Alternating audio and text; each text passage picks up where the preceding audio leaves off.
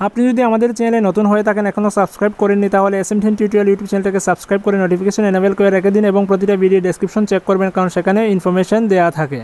প্রিয় শিক্ষার্থী, বাংলা গ্রামার আমরা টেস্ট নিয়েছিলাম 30 মার্কসের অ্যাপের মাধ্যমে টেস্ট নেওয়া হয়েছিল।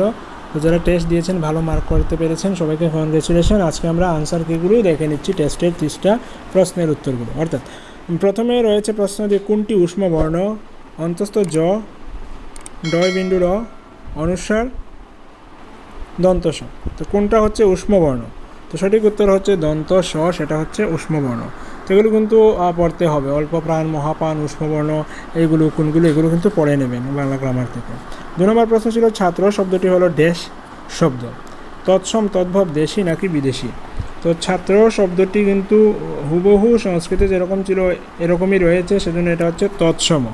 তো তৎসম শব্দ কি, তদ্ভব শব্দ কি, দেশি শব্দ, বিদেশি শব্দ, এইগুলোর উদাহরণগুলো দেখে নেবেন কারণ এগুলো সিলেবাসে রয়েছে, এখান থেকে কিন্তু প্রশ্ন হবে।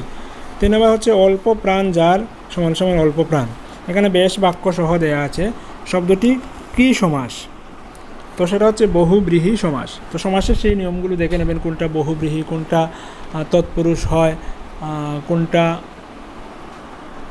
আলুপ হয়, কোনটা অব্যয়ীভাব হয়, কোনটা দ্বিগু সমাস হয়, এগুলো কিন্তু দেখে নিতে হবে। সমাসের ক্লাসগুলি ইউটিউবে রয়েছে অনেকগুলো ক্লাস, সেগুলো এখান থেকে দেখে নেবেন, সমাজটা ভালো করে বুঝে নেবেন। সমাজ থেকে প্রশ্ন অবশ্যই হবে পরীক্ষায়।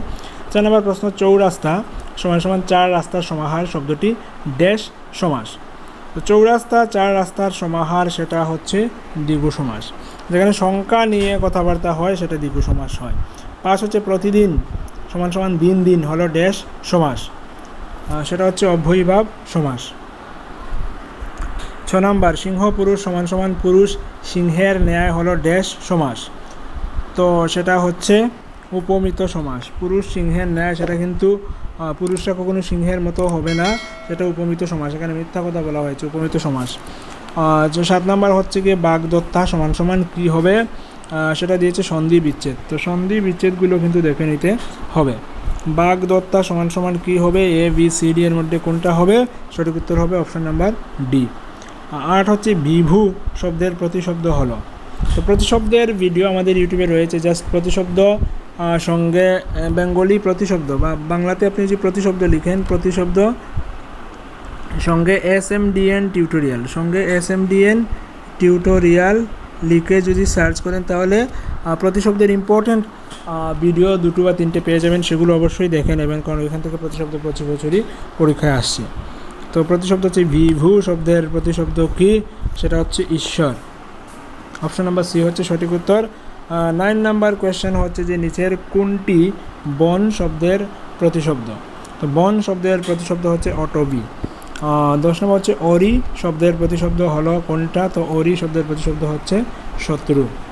11 নম্বর হচ্ছে বিপরীত শব্দ, গৃহী শব্দের বিপরীত শব্দ হলো তো গৃহী। 12 নম্বর হচ্ছে ঊষর শব্দের বিপরীত শব্দ হলো, ঊষর শব্দের বিপরীত শব্দ হচ্ছে উর্বর। 13 নম্বর হচ্ছে সর্বরী এর প্রতিশব্দ নিচের কোনটি? তো সর্বরী এর প্রতিশব্দ হচ্ছে দিবস। 14 নম্বর হচ্ছে কোন বানানটি শুদ্ধ? ইতিপূর্বে বলে 3টা বানান রয়েছে, একটা কোনোটি নয় রয়েছে, কোনটা সঠিক? তো তার মধ্যে সঠিক হচ্ছে অপশন নাম্বার সি, ইথ বিসর্গ পূর্বে, সেটা হচ্ছে ইতিপূর্বের সঠিক বানান। 15 কোনটি শুদ্ধ বানান? 15 নম্বরে শুদ্ধ বানান দেওয়া হয়েছে। তো পানিনি 4 ভাবে লেখা আছে, তার মধ্যে কোনটা শুদ্ধ হবে? শুদ্ধ হবে হচ্ছে গিয়ে অপশন নাম্বার এ 16। শুদ্ধ বানানটি চিহ্নিত করো। তো শুদ্ধ অশুদ্ধ বানানও কিন্তু পরীক্ষায় আসে, সেগুলো দেখে নেবেন। শুদ্ধ বানানটি চিহ্নিত করো 16 সহযোগিতা, কোন বানানটা শুদ্ধ বলে আপনার মনে হয়? 4টা বানান রয়েছে, একটু দেখুন, দেখে আপনি দাগ দিন এবং দেখুন যে আমার আনসারকে আপনার আনসার ম্যাচ করছে। বানানটি হচ্ছে অপশন নাম্বার বি। 17 হচ্ছে কর্ম থেকে করম, এটা হলো স্বরভক্তি, স্বরসঙ্গতি, বর্ণাগম নাকি অপিনিহিতি? সেটা হচ্ছে স্বরভক্তি। 18 হচ্ছে 60 থেকে 60 পরিবর্তনটি কি? বর্ণদ্বিত্ব, বর্ণাগম, বর্ণলোপ নাকি বর্ণবিপর্যয়? এইগুলো কিন্তু হবে গ্রামার পোর্শনে, এইগুলো রয়েছে, এগুলো ভালো করে বুঝতে হবে। বর্ণাগম মানে হচ্ছে যদি নতুন একটা বর্ণের আগমন ঘটে তাহলে বর্ণাগম বলা হচ্ছে, যদি কোনো একটা বর্ণ লোপ পেয়ে যায় তাহলে বলা হচ্ছে বর্ণলোপ। তো 18 নাম্বার যেটা দেওয়া আছে 60 ছিল, কারণ হচ্ছে 60। তো এখানে রেফ যেটা রয়েটা লুপ পেয়েছে, তো সেটা হচ্ছে বর্ণলোপ। অপশন নাম্বার সি হবে সঠিক উত্তর। 19, বনে বাঘ আছে।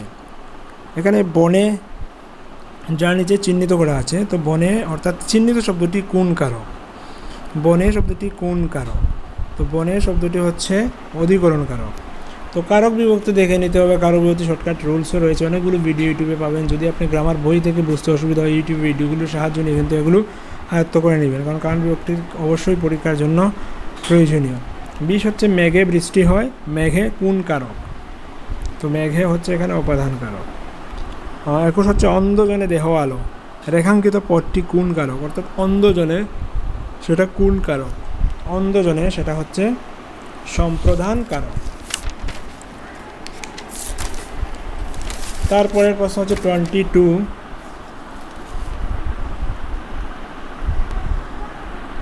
বাবা বাড়ি নেই। এখানে বাড়ি হলো ড্যাশ কারক। তো বাবা বাড়ি নেই, বাড়ি হলো কি কারক? বাড়ি হলো অধিকরণ কারক। 23, পদ পরিবর্তন করো। নাক, নাকের পদ পরিবর্তন করলে কি হবে? এটা বিশেষ্য থেকে বিশেষণে নিলে কি হবে? নাসিক্য, নাসিকা, নখ নাকি অন্য কিছু? তো এখানে সঠিক উত্তর হচ্ছে অপশন নাম্বার ডি, নাকের পদ পরিবর্তন করলে সেটা হবে নেকো। নেকো, যেটা কোথাও দেওয়া নেই, তো নেকো দেওয়া নেই বলে অপশন নাম্বার ডি হচ্ছে সঠিক উত্তর। তো আরও কিছু রয়েছে, সেগুলো আমরা দেখে নেবো। আর এখনও বলছি, টেট পরীক্ষা একেবারে সামনে চলে এসছে। আপনার যদি প্রিপারেশন ভালো থাকে, কনগ্রেচুলেশন, ভালো পরীক্ষা দেবেন।